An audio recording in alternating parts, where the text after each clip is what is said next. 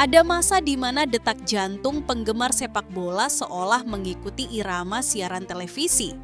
Masa di mana suara komentator menjadi lantunan puisi malam dan layar kaca menjadi jendela menuju stadion-stadion megah di negeri nun jauh di sana. Kala itu bukan Inggris, bukan Spanyol, bukan Jerman, melainkan Italia yang berdiri di singgasana. Di ruang-ruang keluarga, di warung kopi pinggir jalan, hingga kamar-kamar kecil remaja yang bermimpi jadi bintang lapangan Italia adalah arah kiblat. Serie A bukan sekadar kompetisi, ia adalah cerita, gairah, dan identitas sebuah era. Ingatan akan masa itu bukan sekadar nostalgia, ia adalah pintu waktu yang membawa kita kembali pada suara gemuruh tribun, sorotan lampu stadion, dan nama-nama pemain yang jadi legenda sebelum kita tahu apa itu algoritma dan trending topik. Serie A hadir bukan hanya sebagai tontonan, tapi sebagai warisan yang menancap dalam di hati banyak pecinta bola. Sebelum lanjut, jangan lupa like, subscribe, dan nyalakan loncengnya dulu ya. Pada awal dekade 90 hingga memasuki milenium baru, Liga Italia Serie A adalah semacam kitab suci bagi para pemuja sepak bola.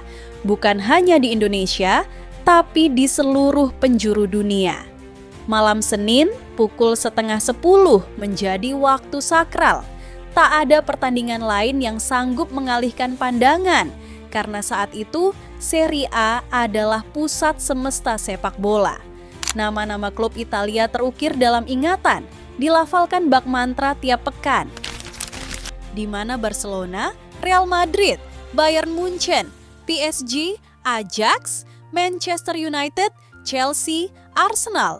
Mereka ada tentu saja di liga mereka masing-masing, tapi cahaya mereka meredup, tenggelam dalam gemerlap mercusuar Serie A yang membakar langit malam. Yang akrab di telinga justru AC Milan, Juventus, Inter Milan, AS Roma, Lazio, Fiorentina, Udinese, Sampdoria, Parma. Nama-nama yang seolah hidup di ruang tamu setiap rumah melalui layar kaca.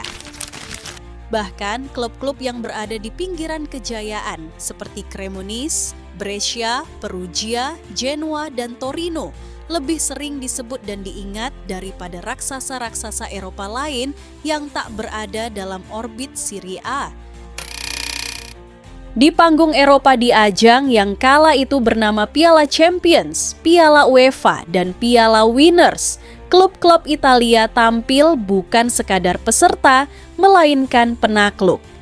Keanggunan dan keganasan Serie A membius para pecinta sepak bola, menjadikan klub-klub Italia sebagai idola yang dielu-elukan. Barangkali karena cahaya itu terlalu terang, karena kepercayaan diri itu menjulang setinggi langit, klub-klub Italia mampu menaklukkan Eropa bukan hanya dengan taktik dan kekuatan, tapi juga dengan pesona dan kebanggaan yang tak tertandingi. Bagi sebagian besar pesepak bola, bahkan mereka yang baru menendang bola di lapangan tanah Serie A adalah panggung impian, langit yang ingin diraih. Terutama bila itu berarti mengenakan seragam agung klub-klub besar, AC Milan, Juventus, Parma, Lazio, AS Roma, Inter Milan, Fiorentina, atau setidaknya Sampdoria. Serie A bukan sekadar liga, ia adalah gerbang pengukuhan. Di sanalah para bintang berkumpul, dan hanya yang terbaik yang bisa bersinar. Bermain di Italia, kala itu seperti mendapat stempel resmi bahwa seseorang layak disebut maestro rumput hijau. Dan bila mampu mengangkat trofi entah itu Scudetto atau gelar-gelar Eropa yang diperebutkan dengan darah dan kebanggaan, maka bukan hanya nama yang abadi dalam sejarah, tapi juga hidup yang sejahtera. Sebab klub-klub Serie A rela menebus harga berapapun demi seorang bintang, seolah mereka membeli cahaya untuk membakar malam-malam di stadion. Di antara semua, AC Milan berdiri bak kiblat dan klimaks dari mimpi seorang pesepak bola. Menjadi bagian dari skuad Milan berarti menapaki jalan menuju trofi, ketenaran, dan kekayaan. Barisan legenda yang pernah membela warna merah hitam adalah bukti bahwa Milan bukan hanya klub, tapi mahakarya dalam sejarah sepak bola. Tentu, Milan bukan satu-satunya magnet. Juventus dengan koleksi gelar liganya yang menjulang adalah simbol kekuasaan domestik. Walau Milan merajai Eropa, Juve adalah raja kandang yang tak kalah disegani. Klub ini pun menjadi pelabuhan impian, tempat nama-nama besar pernah menambatkan karir dan mencetak sejarah. Dan jika takdir tak menuntun ke Milan atau Juventus, masih ada pelabuhan lain yang tak kalah bercahaya. Inter Milan dengan semangatnya yang tak pernah padam, Lazio dan AS Roma yang menyimpan gairah kota abadi, Fiorentina yang anggun, atau Parma dan Sampdoria yang penuh kejutan. Yang penting satu, bermain di Serie A, tempat di mana mimpi seorang pesepak bola berubah menjadi legenda yang dikisahkan lintas generasi. Pada masa itu, para penggemar sepak bola tak hanya menghafal nama-nama klub Serie A, tapi juga mengakrabi nama-nama pemainnya seolah mereka tetangga yang saban minggu mampir ke ruang tamu. Khususnya pemain-pemain lokal Italia, nama-nama mereka mengalir ringan di lidah, mudah diucap, mudah melekat dalam ingatan. Dan bukan hanya kepiawaian mengolah si kulit bundar yang mereka miliki, wajah-wajah rupawan mereka juga menjadi daya pikat tersendiri. Daya tarik visual yang diam-diam memikat hati, bukan hanya kaum pria, tapi juga para perempuan yang mulai jatuh cinta pada sepak bola.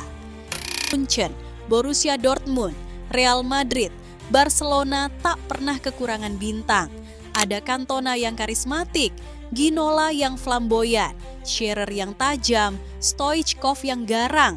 Tapi bagi para penonton, mereka hanyalah nama-nama dalam kolom berita, dalam majalah olahraga yang jarang terbeli.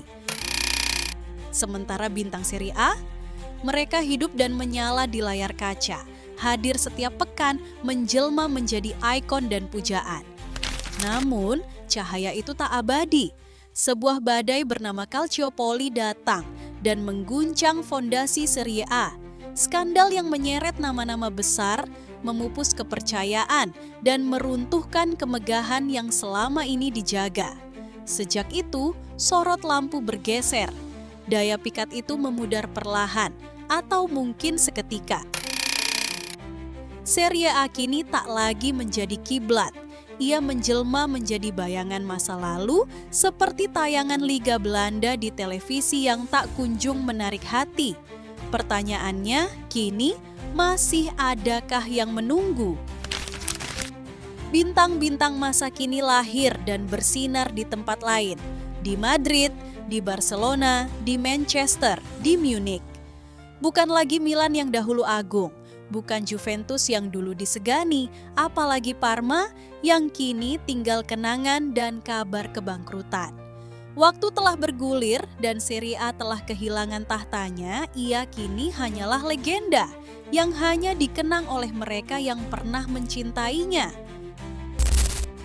Ketika dunia belum dibanjiri cahaya layar dan notifikasi, teknologi informasi masih berjalan lambat, seperti kabut pagi yang menyelinap pelan. Bagi orang awam, satu-satunya jendela menuju dunia luar hanyalah televisi yang berbinar di sudut ruang, atau lembaran koran yang menghitamkan ujung jari. Dan di antara keterbatasan itu, Serie A hadir sebagai kisah yang merajai semua cerita. Ia menyusup ke ruang-ruang publik dan hati para penggemarnya, menguasai panggung sepak bola dunia lewat tayangan dan tajuk utama. Namun kini, di zaman di mana informasi berlari secepat kilat dan menyebar seperti racun di pembuluh darah, Serie A tak lagi menjadi virus yang menggemparkan dunia. Cerita-cerita tentangnya seperti tertinggal di rak kenangan, berdebu dan nyaris terlupakan. Ingatlah Milan tim penuh bintang, dijuluki The Dream Team yang pada malam bulan Mei 1994 memporak-porandakan Barcelona dengan skor 4-0 di Athena.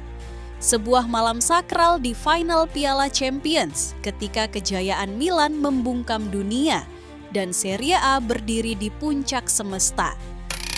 Tak lagi mengguncang jagat, Serie A masih hidup. Milan dan para pesaingnya masih bertarung, menyusun taktik, memburu trofi.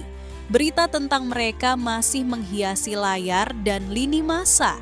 Tapi untuk mereka yang pernah menghirup harum kejayaan Serie A di era 90-an dan awal 2000, apa yang tersisa kini hanyalah gema yang tak lagi menggetarkan. Pertandingan tetap berlangsung, cerita terus bergulir, tapi gairahnya dahulu membakar kini hanya menghangatkan. Bagi sebagian jiwa yang pernah jatuh cinta pada masa itu, Serie A hari ini bukan lagi bara. Ia telah menjadi pelukan nostalgia hangat, namun tak lagi menyala.